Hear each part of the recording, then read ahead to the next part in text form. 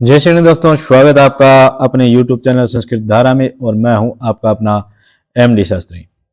आज हम बात करने वाले हैं मीन राशि के बारे में, जो देवगुरु बृहस्पति उसके स्वामी हैं।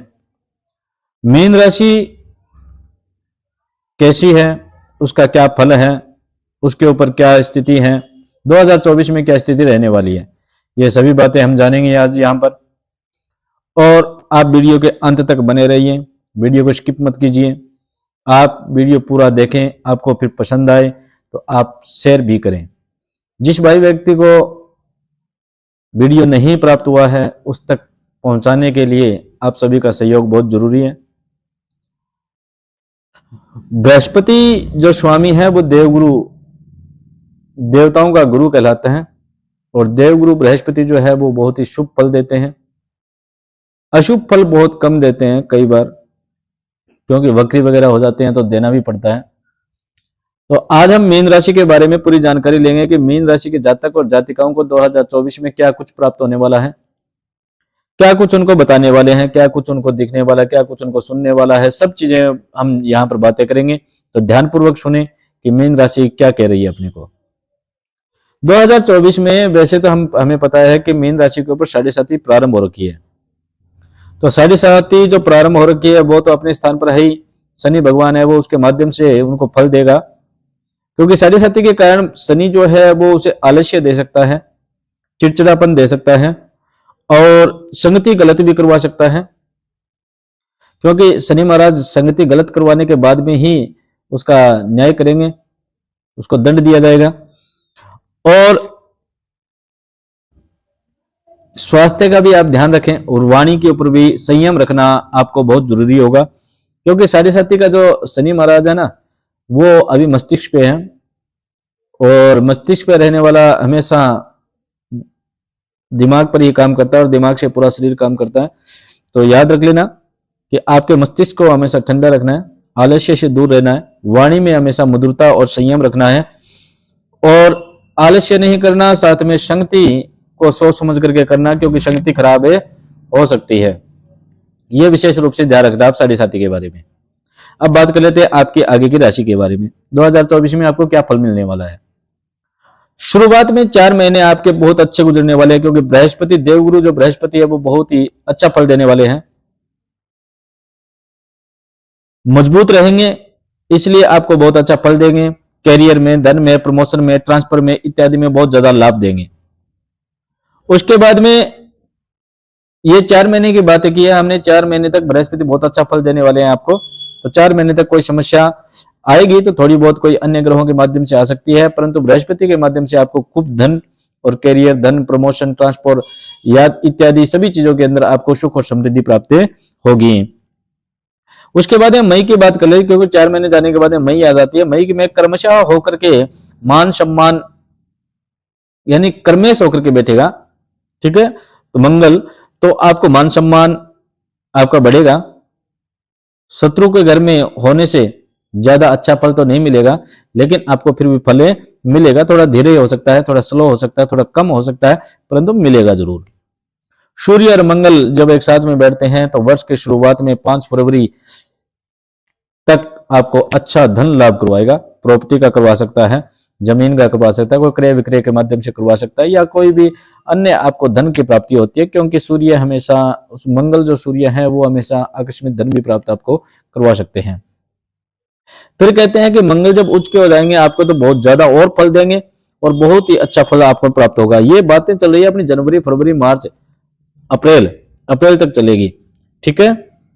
और फिर बाद में आगे आपको ध्यान रखना होगा, आगे वाले समय में जब आपका 5 फरवरी से 15 मार्च के बाद में जो समय बीत जाता है उसके बाद में आपको ध्यान रखना होगा कब 23 अप्रैल से 1 जून तक कि मंगल और राहु का एक अंगारक योग बन रहा है। अंगारक योग में आपको गुस्सा बहुत आ सकता है, आपका अपने दाम्पत्य जीवन के ऊपर प्रभाव पड़ेगा, जिससे आपका पति या पत्नी के साथ में, अगर जातक है तो पत्नी के साथ में और जातिका है तो पति के साथ में, या अपने मित्र, भाई बंधु और रिश्तेदारों के साथ में अनबन हो सकती है।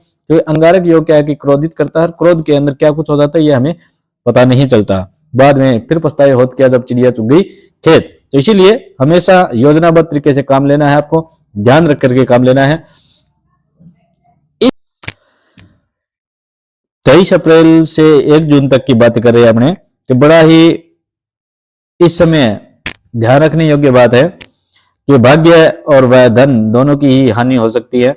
इसलिए आप थोड़ा सोच समझ करके कार्य करें, योजनाबद्ध तरीके से कार्य करें। कहते हैं उसके बाद में आपका कुछ दिनों के लिए ही बड़ा ही अच्छा दिन होगा, धन की भी वर्षा होगी, यानी धन अच्छा प्राप्त होगा, आपको धन का लाभ मिलेगा।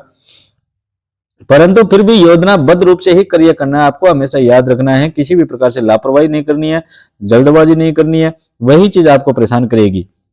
उसके बाद में आपको अक्टूबर के अंदर मालव्य योग बन रहा है, जो संतान से संबंधित कष्ट भी आपको दे सकता है। ठीक है, मालव्य योग तो बन रहा है, उसके अंदर तो धन की वर्षा होगी, धन का अच्छा लाभ मिलेगा आपको। परंतु उसके बाद में जैसे ही मंगल नीच का होता है, नीच का होने के ऊपर आपको संतान से संबंधित कष्ट हो सकता है, और उसके अंदर आप लापरवाही ना करें।